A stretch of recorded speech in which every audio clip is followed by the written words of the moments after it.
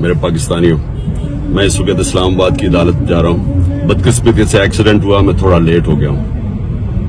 میں آپ سب کو بتانا چاہتا ہوں کہ انہوں نے پورا پلان بنایا ہوا ہے مجھے اریسٹ کرنے کا، اور اس سے ثابت ہو جاتی ہے ان کی بدنیتی۔ میں اسلام آباد کی عدالت میں پہلے بھی جا رہا تھا۔ انہوں نے جو میرے گھر کے اوپر حملہ کیا، وہ یہ مقصد نہیں تھا کہ مجھے اسلام آباد کی عدالت میں پیش کرنا، مقصد یہ تھا کہ مجھے جیل میں ڈالنا۔ جیل میں کیوں ڈالنا؟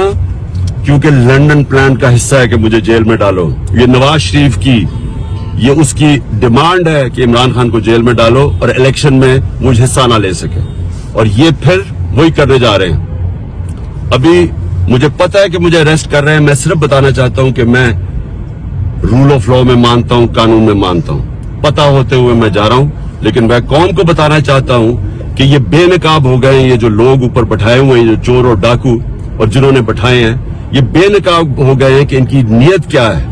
نیت کبھی اس ملک میں قانون نہیں تھی، اس میں جنگل کا قانون نافذ کیا ہوا ہے انہوں نے۔